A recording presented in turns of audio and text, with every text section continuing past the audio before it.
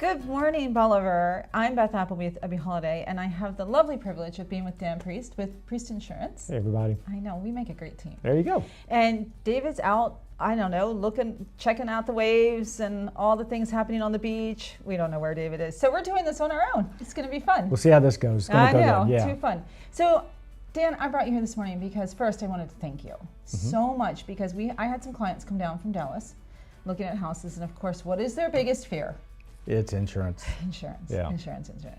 So you were very helpful. You answered all of their questions and then some. Well, and thank you. You taught them along the way the different policies, because we need a few down here. We don't just get one. But you know what they told me? It's not as scary as they thought. They're like, wait, Beth, we were prepared to spend literally $30,000 on insurance a year. I'm like, where did you get that number? And they're like, no, it's not anywhere near that. I think you came in less than what they're paying on their house in Dallas. Very with likely. one insurance policy. Right. No wind, no flood, just a basic homeowner's insurance policy on their house. Yep. Their new beach house that they're going to live in year round is costing them less. Yep. So tell me a little bit about that. Sure. It's kind of funny because, while you can get a house here that can cost a lot of money, there's things to look for that can really drive your cost down. To give you an example, we did a quote for a home in Houston yesterday. Okay. It was in the southwestern part of Houston. So they do have flood there, or no? No, they can buy flood there. They can buy flood. It's they not can buy required because there are some areas. Well, this is just homeowners. This is homeowners. just homeowners Okay. that includes wind.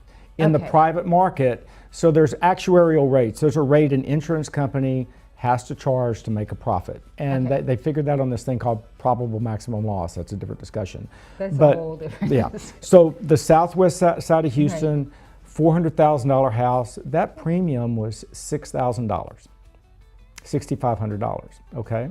Wait, because I know $400,000 houses down here that it's not No. $6,000. So the house you're speaking of, Right. $400,000 house, they're going to, the flood insurance on that policy is around $2,000 a year. The windstorm is around $1,500 a year. And the homeowners is around $700 or $800 a year. Right. So that policy right here on the coast, and if I'm not mistaken, that house was just yards from the beach. Literally yards from the beach. So the factors that influence that Right. are elevation, Yep. how high the house is off the ground, that affects the flood policy, and when the home was built. Right. And the homes that we were looking at were not new builds. And they were not as high off the ground as some of these, especially here in Bolivar. We have a lot of brand new construction or newer construction. The houses are really quite elevated. So a key date for the windstorm is 2006. Okay. So there's a big discount for houses that were built post 2006. There's another discount farther back, and then for houses that were built in the 80s, there's no discount. So yes, So it's you just have to look at all these you have to look at all of those things. And the bottom line here, because rates are either through FEMA and are subsidized, or there's private markets, or through a windstorm policy, which all the insurance companies pay into, and there's ways for them to pay. Those rates are actually below the actuarial rate that is in the private market. That's amazing. It is. So it does make it affordable. It does. Come on, let's go. I know, let's go. I think the other thing is, so when I have a buyer call me, they've been on Zillow and Realtor and Homes and Trulia, all the sites. They've been on all the sites. I'd like them to use my site, but they're using all the sites. And I did this myself because I always once in a while pretend I'm the buyer. Well, I actually have been the buyer recently in a couple places. And so I act like a buyer, and I will go on and I will hit at the bottom, it says, calculate your mortgage. And then it has a little insurance calculator. You can't use that insurance calculator down here because it's a generic percentage of the price of your house.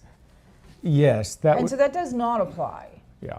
And I think that may be another misnomer, that people are on these websites and they're clicking this and they're getting this fake insurance number. There's that, and then there's like on the house that we were talking about. Right.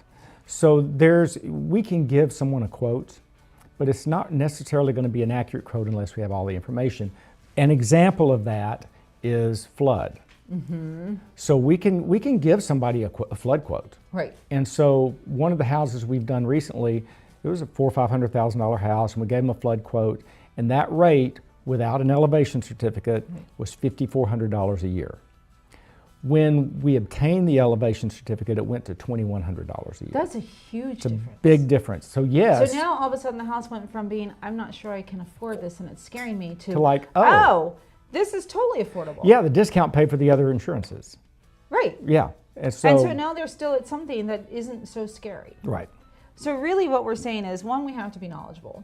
Two, we got to pick up the phone and call you while I like to do it before we actually are writing the offer on the house. So like I have my clients call you or other insurance agents. Yep. And sometimes no offense, but I have them call. That's okay. I have them call a few because Yeah. I wouldn't be doing my job if I Yeah. only gave them one number. No, that's right. So I have them call a few people and I tell them, what are your top 3 houses? Which ones do you really think these are the ones? Let's have that insurance conversation before we decide this is the one we're going to write the offer on. Because once we make that offer, we have such a little time frame that we can get all of our ducks in a row and make this a solid, yes, we're pending and we're going to close. And if we have to throw in inspection reports and insurance quotes and trying to understand when and how policies in the midst of this little bit of time frame, it's very overwhelming. And that, I think you get a lot of cold feet and second guessing. So if we can take that factor out ahead of time, I think that really helps. You know, it does. And one of the things that you do is you encourage someone, whether it's me or someone else, you encourage them to not just reach out to them by an email, but in a conversation. Yes, so I put you in a group text. I hope I didn't set you up No, there. I'm like, no, no. Because I didn't ask you ahead of time. I work with other people that are very accustomed to my little group texts and group emails going, hey, here's this person I want to introduce you to, and we're working together and we're looking at these houses, and can you connect with them? Yeah, so that's really, really good. And so one of the things, like we just talked about the elevation certificate, Right. it's really good for us to be able to talk to somebody, just give me one conversation, Right. and then And so we're from good. the listing agent side, it's really helpful if the listing agent has that elevation certificate available. It is. So if I go into the MLS and I book an appointment and I say, hey, I want to, we're going to tour this house, this house, this house.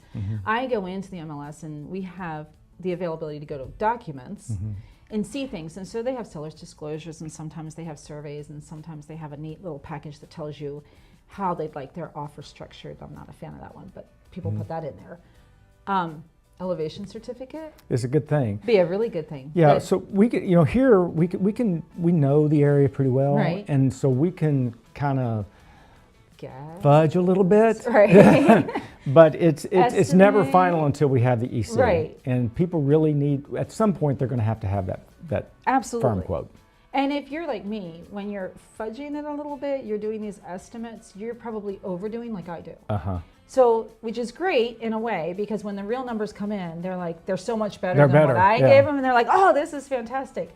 But sometimes it backfires because, like you said, when you're looking at the difference between 5,400 and 2,100, Yeah. that is a huge deciding factor.